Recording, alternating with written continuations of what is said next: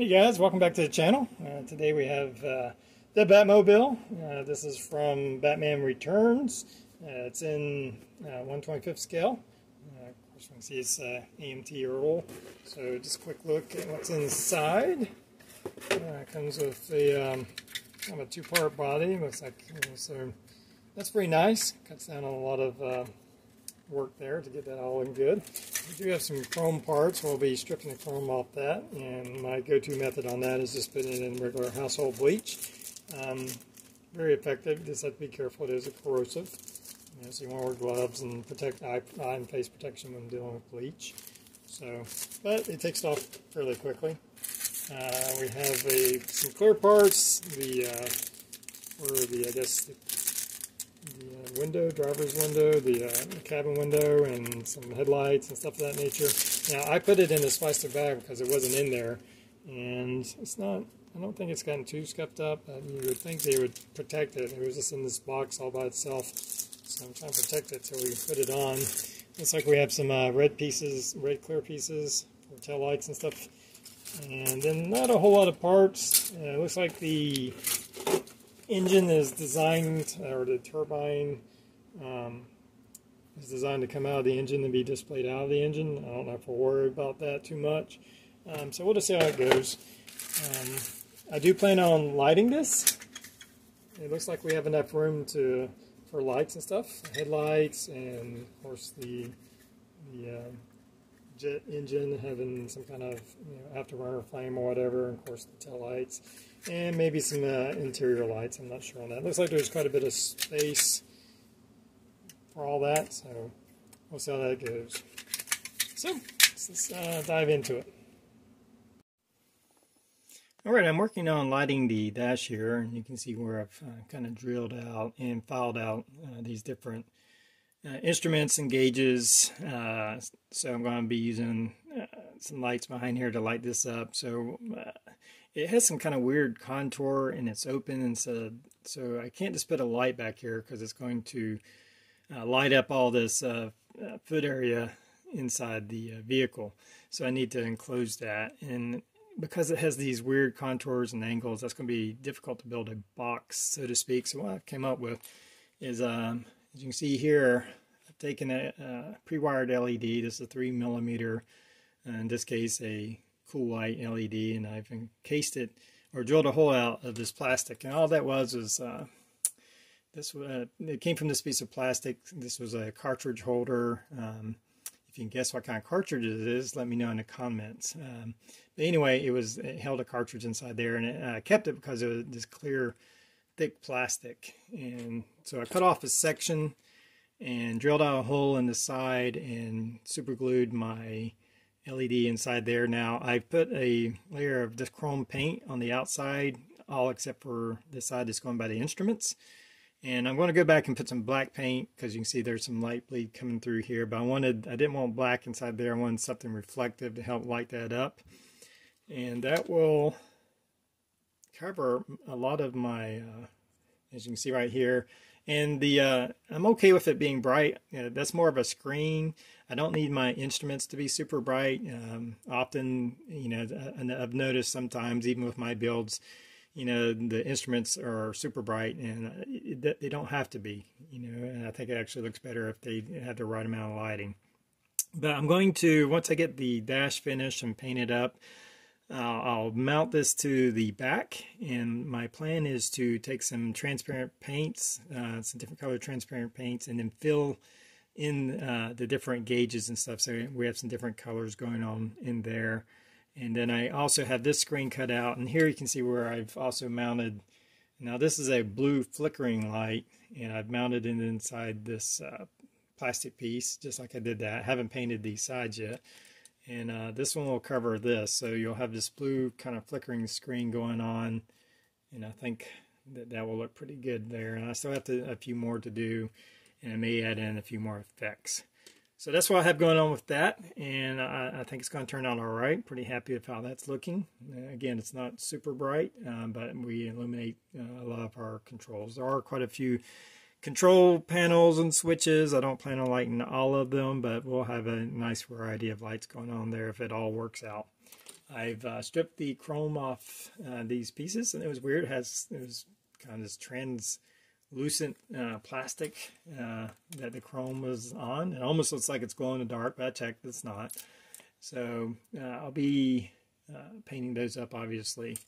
And just a little bit of work on the body here. There's some parts of these wings that have to, or fins that have to be glued on, which leaves a kind of a bad seam here, so I'll have to address that. I've mounted one side of this piece, and you have to be careful. It doesn't give you some very good guides to hold that in place, so you have to kind of hold it in place and then glue a side. What I did is kind of held it in place and glued the middle until it was dry, and then I worked on getting the edges. So I'll have to do the other one.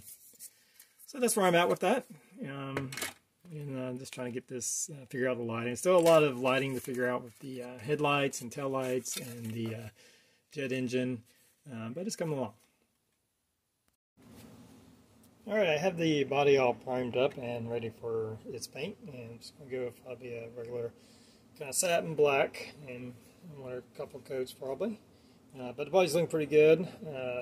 Taking care of the seam lines that ran through putting these inside fin parts on, and attach some of the other parts. Some of the parts are still left off, obviously, but looking pretty good. So I'm just going to move on to getting some paint onto that section. Alright, so here you can see we've applied our base coat over the Batmobile. And after I primed it, I did a couple of light coats of surface primer from Vallejo, the black surface primer. It left a little bit of a rough finish, so I took some really fine sandpaper and sanded it down.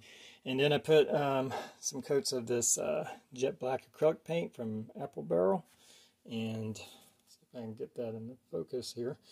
And once I put that on, I gave that time to dry. That smoothed out the texture of the Batmobile. And then I put a coat of this matte finish from Krylon, just this spray can.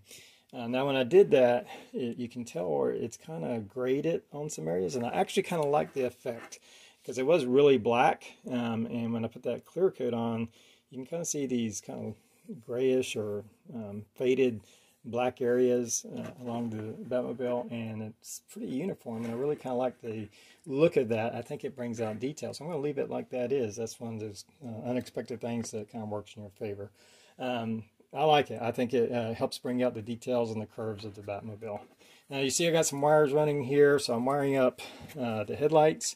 You can tell where I got some kind of yellowish orange. It says yellow, but it's more of an orangish color LED. I've also airbrushed in some transparent orange paint onto the inside lenses of the headlights, and I've removed the masking tape. They were masked over during painting, and so those will light up.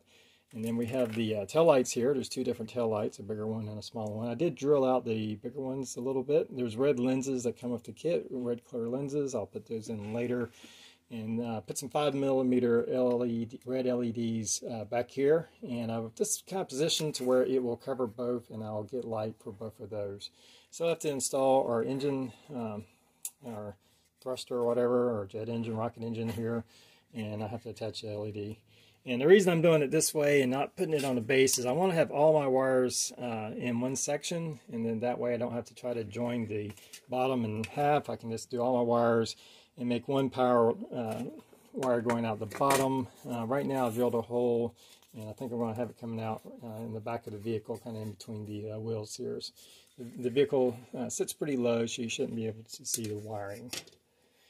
We have the interior pretty much finished. There's still some detail painting to do, but the lighting's all working. We have some different colors going on there. And I still have some detailed painting to do before that goes up inside of here, and then I'll connect all those wires. And so you can kind of see what that looks like. Now I've worked on my display base, and as you can see here, and that is just one of these wood plaques. And then I have some molding that I've white glued and hot glued onto the base. I did sand it, and I still have to paint over that. That's some wash that's leaked over, but I took that molding, and so I can extend it down. I have some magnet. I kind of channeled out and put some magnets here for a 9-volt battery. We'll have our power wire coming in here. I'll have some kind of switch, probably just on the inside of this. I'll probably try to mount it on the inside. I'll probably just be able to lift it up. Anyway, on the surface of it, I took that wood plaque, and this is this styrofoam plates, regular styrofoam plates cut into little sections here, and then I took some Mod Podge and glued them on, and then did a layer of Mod Podge to protect it. I think before I did that, I took a little torch. Let's see if I can find it. Yeah, a little handheld torch like this, and kind of went from a distance to texture that up, kind of melt that styrofoam a little bit, give it that kind of stone look texture, and it worked out pretty good. I'm really happy with how that looked out, and I just kind of went over it from a distance. You have to be very careful because it very quickly melts that styrofoam. But anyway, I did a Mod Podge and then painted a lot of them different colors. I have some yellows, some reds, some browns. I did all that, and then I went back over with Vallejo, I think it's red brown. Let me see if I can find the color, or brownish. I airbrushed kind of just a light coat to kind of mix and blend all the colors in together, so it has a uniform look, but we still have that, you know, contrasting colors going. You know, when I finished that, I did a black wash to kind of seep in all the things, and then covered it with clear coat. So I'm pretty happy with how that came out. I think it's a little, the blocks I probably should have did smaller. I think it's a bit out of scale with our Batmobile, but this is just a display base, and I think it'll still have a nice look. It'll be a nice contrast between the black of the Batmobile and then the different kind of this reddish block or brick kind of look. So this was more of an experiment here, but I'm pretty pleased with how that turned out. So I'm getting close to attaching everything in. Like I said, there's some detail painting, there's some parts, things of that nature to be added in, but so it's coming along and looking pretty good. Alright, I'm getting ready to close up my Batmobile. As you can see, I have all my wires kind of connected, and then the main power wire going out the bottom of the vehicle. And I just connected all my wires, kind of brought them up here and used hot glue to fasten them down to the side. I've checked the lighting, all the lighting's work. Probably had a little bit more space back here to move all these wires, because I have to have room for the engine to slide in. So I have plenty of room for that. And it kind of, I guess when you put it in, it sits on this railing, kind of like that. So we'll go ahead and close it up, and there's a few extra parts I got to put in. I think I'm letting the canopy glass is drying. I'm going to go ahead and finish the model. When we come back, we'll look at the finished Batmobile. Okay, well, here is my finished AMT 1/25th scale Batmobile, and I'm pretty happy with how it turned out. I got everything sealed up. Didn't have really any problems connecting the top with the bottom. I think there's an advantage of doing all the lighting connected to the top. I just had to run the wire through the bottom and then into the display stand. Once I got that attached, I added in some of these chrome pieces. The glass part was attached to the, I guess, the canopy, and just using some clear part cement to glue that on. We've added in our engine, and that's just loose in there. You can pull out the engine and do some inspection. And I didn't do too much detail painting. You could probably do a lot more detail painting on the engine there, but that just kind of slides back into place, and it holds pretty firmly, so I'll probably just leave it like that. Added in these big scoops in here, and I did a little kind of dry brushing on this part right here with some aluminum, and then on the back we connected the I guess the nozzle to the thrust to the jet engine. There were some exhausts parts that we had to attach. The brake lights, I had to attach the clear parts to those. I had some mask all over these gas caps that I had to remove. So got all that done and put together, and now it's ready to go. Let's go ahead and there's a micro switch underneath. There's a 9-volt battery running all the power, and so I just turn that on, and here we can see our driving lights, the yellow driving lights. And if you look in, you can, I'll try to show you the interior lights here in a better view here in a second, but I'm going to show you the back first. Happy with how that turned out. If you recall, the afterburner nozzle piece, it's kind of a cone shape, was a chrome piece, and when I stripped the chrome off, the plastic was like a translucent plastic, so I just painted it with some transparent orange, but orange LED behind it, and really happy with how that turned out. I think it has a really nice glow and look to it. We have the 5mm red LEDs that I put there, and I put kind of some aluminum foil to wrap around and keep it kind of light blocking from that red seeping in. So pretty happy with all that. See if I can give you a look at the different lights on the dashboard. We have the blue flickering light to kind of give a little bit of action, like it's some kind of TV monitor or something of some sort.